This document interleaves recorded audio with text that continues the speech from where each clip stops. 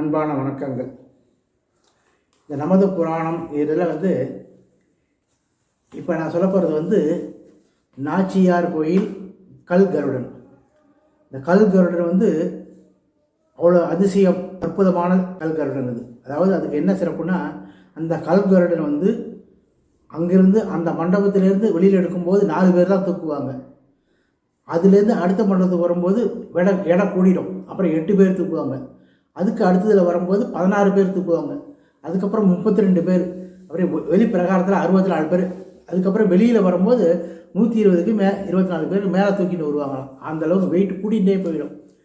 அதுமாரி ஒரு அதிசயமிக்க கல்கருடன். இந்த சிற்பிகள்லாம் நம்ம வரிசையாக பார்த்துருக்கோம். முதல்ல நம்ம பார்த்தது கங்கை கொண்ட சோழபுரம். அந்த கோயில் கட்டின ராஜேந்திர சோழன் அவர் என்ன பண்ணார்னா, ரொம்ப சிறப்பாக அருமையாக கோயில் கட்ட சொல்கிறாரு. அப்போ என்ன சொல்கிறாரு, கோயிலில் எங்கேயுமே என்னோடய சிலையோ என்னோடய பெயரோ இருக்கக்கூடாது சொல்லிடுறாரு. சிற்பிக்கு ரொம்ப இதாக இருக்குது. அந்த ராஜாவோட உருவத்தை பின்னாடி எல்லாரும் பார்க்குற மாதிரி வைக்கணும் ஐயா அப்படின்னு அவருக்கு ஆசை. ஆனால் ராஜா இது மாதிரி உத்தரவு போட்டுடுறாரு. அப்போ தான் அவருக்கு மனசில் தோணுது, அதாவது அங்கே கங்கை கொண்ட அதுக்கு அருகில் அங்கே இருக்கிற திருப்பனந்தாள் பக்கத்தில் இருக்க திருவாப்பாடி அங்கே நடந்த கதை. அதாவது பார்வதி பரமேஸ்வரன் சண்டிகேஸ்வரருக்கு பட்டம் சூட்டுற கதை.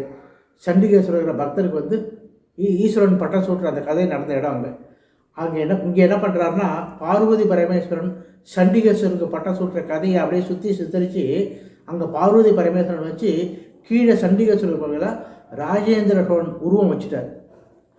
ராஜேந்திர சோழன் வச்சுட்டு சுற்றி சண்டிகேஸ்வரர் கதையை வச்சுட்டார்.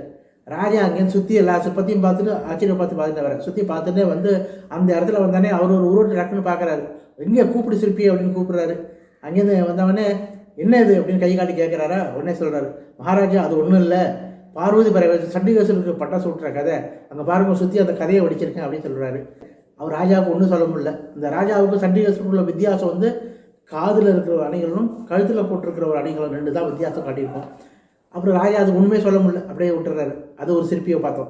அடுத்தது இன்னொரு சிற்பி, காளையார் கோயில். இந்த மருது சகோதரர்கள் அவன் ராஜ்யத்தில் அவரோட ஆணைக்கிணங்க குப்பமுத்து ஆசாரி ஒரு அருமையான தேர் பண்ண சொன்னார். அவர் தேர் வடித்தார். தேர் வடிக்க ஆரம்பிக்கும் போது விநாயகர் வடிக்கும்போது அந்த தும்பிக்கை தட்டு சதஞ்சு இதாகிடுது. அவருக்கு மனசில் ரொம்ப இதேமாரி ஆச்சுன்னா என்ன பண்ண அப்படின்னு சொல்லிட்டு உடனே புக்கை ஒரு தடவை ரெஃபர் பண்ணுறாரு. பார்த்தா அந்த தேர் ஓடுற அன்னைக்கு அந்த மன்னனுக்கு கண்டம்னு இருக்குது. உடனே அவர் மன்னன் ராஜாட்ட ஓடுறாரு. ஓடி போய் நீங்கள் அப்பப்போ எல்லாருக்கும் கூலி கொடுத்துட்டே இருங்க, எனக்கு உள்ள தட்சணையை நான் தேர் ஓடுற அன்னைக்கு அன்னைக்கு கொடுங்க அப்படின்னு. அந்த தேர் ஓடுற அன்னைக்கு உனக்கு என்ன வேணும் நீ கேட்டியே வேணும், உனக்கு கேட்குறத கொடுங்க, என்ன வேணும்னு கேட்குறாரு. அப்போ சொல்கிறாரு, இப்போ நான் இன்னைக்கு நான் ராஜாவாக இருக்கணும், உங்கள் கிரீடத்துவம் உடை வாழை என்கிட்ட கொடுங்கன்னு சொல்கிறா. உடனே எல்லாம் பக்கத்தில் இருக்கணும் வாழை தூக்கின்னு வராங்க. என்ன நீ அப்படின்ட்டு, இன்னைக்கு இவ்வளோ பெசாமல் இருப்பான், ஒரு நாள் ராஜா தானே கேட்குறாரு, பரவாயில்ல அப்படின்னு சொல்லிட்டு கொடுக்குறாரு. கொடுத்தவொடனே ராஜா அந்த உடைய வாழையும் கிரீடத்தையும் வச்சுட்டு அவர் தேரில் ஏறி அந்த ஆசாரியை உட்காந்து வராரு. அந்த தேர் கொஞ்சம் தூரம் போய் திரும்பும்போது அந்த ஒரு கல்லில் ஏறி இறங்கும்போது தேர் அப்படியே நில குளிஞ்சு அப்படியே அதுலேருந்து கீழே விழுந்து அவர் மேலே சக்கரை ஏறி இதாகிடுது. அதுமாரி ராஜாவை காக்கிறதுக்காக தன் உயிரை கொடுத்து இது பண்ணார். அது ஒரு ஓலையில் எழுதி வச்சுருந்தார். அதை பார்த்தா ராஜா தெரிஞ்சிருந்தார்.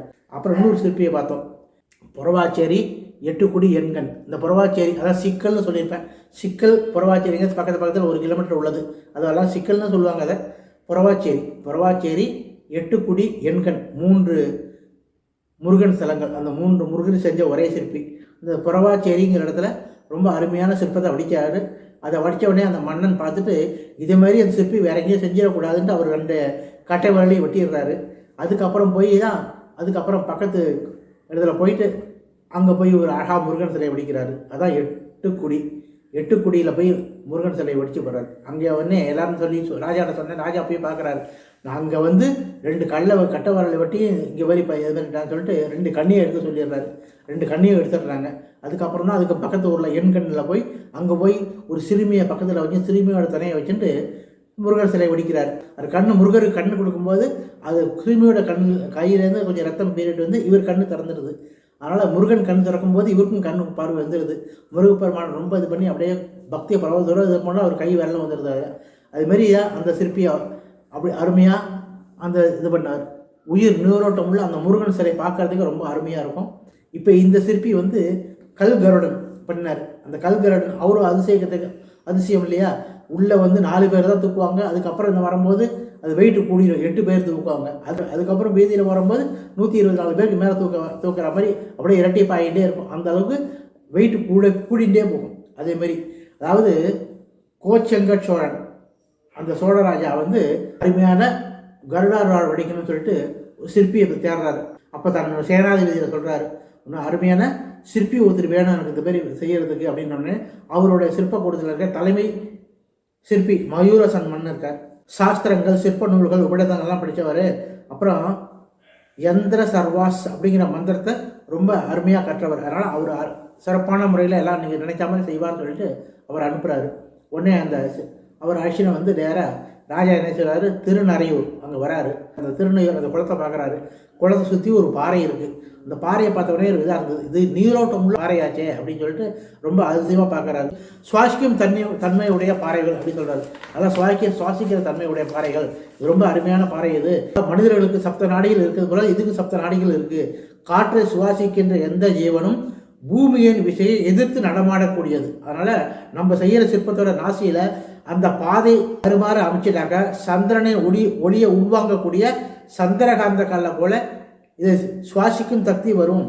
அதுபோல இந்த யந்திர சர்வாஸ் மந்திரமும் சிற்பத்திற்கு உண்டான மந்திரமும் பிரயோகிச்சாக்க இது உயிர் பெறுங்க சிற்பம் ரொம்ப அருமையாக அமைச்சிட முடியும் அப்படின்னு சொல்லி சிற்பி சொல்கிறாரு. உடனே ராஜாவுக்கு ரொம்ப சந்தோஷம். நீ நினைக்கிற மாதிரி அருமையாக பண்ணிவிடு, உனக்கு என்னென்ன யார் எத்தனை பேர் வேணுமோ நீ வச்சுன்னு எல்லாத்த இதாக பண்ணுறாரு. உடனே அந்த பாறையை கொண்டு ஒரு மண்டபம் அமைக்கிறாரு. அந்த மண்டபத்தோட பீடத்தில் பூமியின் விசைக்கு எதிர்ப்புறம் இருக்கிற மாதிரி அமைச்சிட்டு அந்த கருட சிற்பத்தோட எடையை குறைவாக இருக்கிற மாதிரி அந்த இதை பண்ணுறாரு. அந்த பாறைகளை கொண்டு வெளிப்பிரகாரம் வரை பாதையை அமைச்சிடுறாரு. அந்த பாதையை நெடுக அந்த அமைக்கிற பாதை தளத்தில் ஈர்ப்பு விசை பாதியாக குறைஞ்சுட்டே வரும். அதே மாதிரி அந்த இதை அமைக்கிறாரு. அமைச்ச உடனே அதாவது அந்த கல்கருடன் வந்து உள்ளே இருக்கும்போது வெயிட் ரொம்ப கம்மியாக இருக்கும். அதுக்கப்புறம் வெயிட் கூடி உள்ளேருந்து வரும்போது வெயிட் கூட்டிகிட்டே போகும். திருப்பி உள்ளே போகும்போது வெயிட் அப்படியே கொஞ்சம் கம்மியாகிட்டே வந்துடும்.